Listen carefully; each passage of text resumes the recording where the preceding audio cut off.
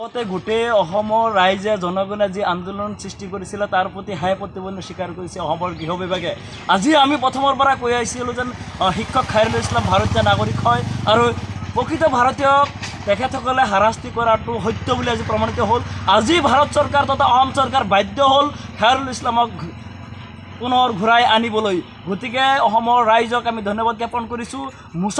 মোচাৰ যি আন্দোলন, মোচাৰ যি স্থিতি আছিলে সেয়া আজি সত্য বুলি প্ৰমাণিত হৈছে।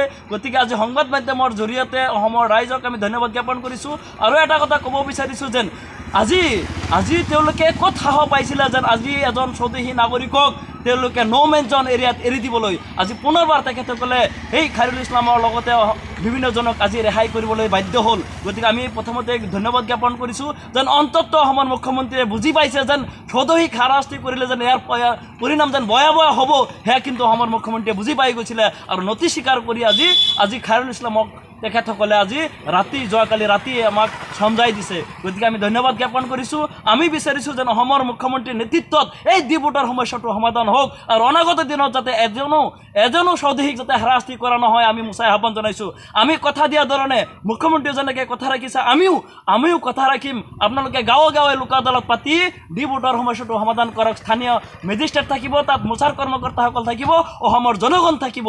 কিন্তু স্বদেশীক বিদেশীক এটা নামত হাৰাশাস্তি কৰা কোনো পধ্যে গ্ৰহণযোগ্য নহয়। গোটেই অসমৰ ৰাইজে জনগণে যি আন্দোলন সৃষ্টি কৰিছিল তাৰ প্ৰতি হাই প্ৰতিপন্ন স্বীকাৰ কৰিছে গৃহ বিভাগে। আজি আমি প্ৰথমৰ পৰা কৈ আহিছিলোঁ যেন শিক্ষক খাইৰুল ইছলাম ভাৰতীয় নাগৰিক হয় আৰু প্ৰকৃত ভাৰতীয়ক তেখেতসকলে হাৰাশাস্তি কৰাটো সত্য বুলি আজি প্ৰমাণিত হ'ল। আজি ভাৰত চৰকাৰ তথা অসম চৰকাৰ বাধ্য হ'ল খাইৰুল ইছলামক পুনৰ ঘূৰাই আনিবলৈ। গতিকে অসমৰ ৰাইজক আমি ধন্যবাদ জ্ঞাপন কৰিছোঁ। মোচাৰ যি আন্দোলন, মোচাৰ যি স্থিতি আছিলে সেয়া আজি সত্য বুলি প্ৰমাণিত হৈছে।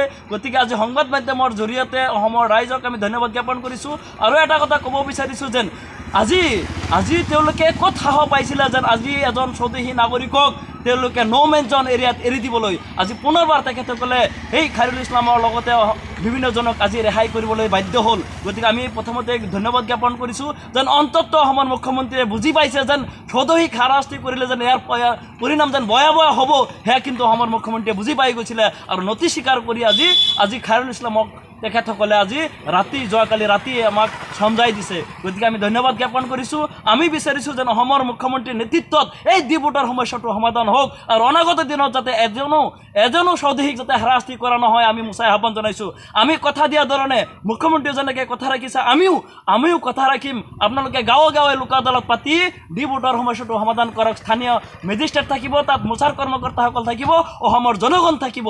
কিন্তু স্বদেশীক বিদেশীক এটা নামত হাৰাশাস্তি কৰাটো কোনো পধ্যে গ্ৰহণযোগ্য নহয়। গোটেই অসমৰ ৰাইজে জনগণে যি আন্দোলন সৃষ্টি কৰিছিল তাৰ প্ৰতি হাই প্ৰতিপন্ন স্বীকাৰ কৰিছে গৃহ বিভাগে। আজি আমি প্ৰথমৰ পৰা কৈ আহিছিলোঁ যেন শিক্ষক খাইৰুল ইছলাম ভাৰতীয় নাগৰিক হয় আৰু প্ৰকৃত ভাৰতীয়ক তেখেতসকলে হাৰাশাস্তি কৰাটো সত্য বুলি আজি প্ৰমাণিত হ'ল। আজি ভাৰত চৰকাৰ তথা অসম চৰকাৰ বাধ্য হ'ল খাইৰুল ইছলামক পুনৰ ঘূৰাই আনিবলৈ।